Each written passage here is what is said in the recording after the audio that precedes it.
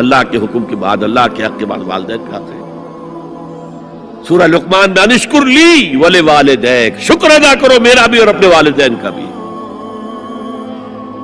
اور سورہ بنی اسرائیل میں تو کیا تفصیل آئی ہے، اما یبلغن عندک الکبر احدہما او کلاہما فلا تقل لہما اف ولا تنہرہما وقل لہما قولا کریما واخفض لہما جناح الذل من الرحمۃ وقل رب ارحمہما کما ربیانی صغیرا۔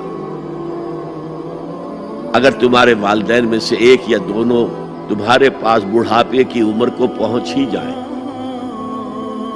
انہیں کبھی اف تک نہ کہنا، دل نہ توڑنا ان کا، چھاتی چوڑی کر کے بات نہ کرنا، ان سے کندھے جھکا کر بات کرنا، ادب سے گفتگو کرنا۔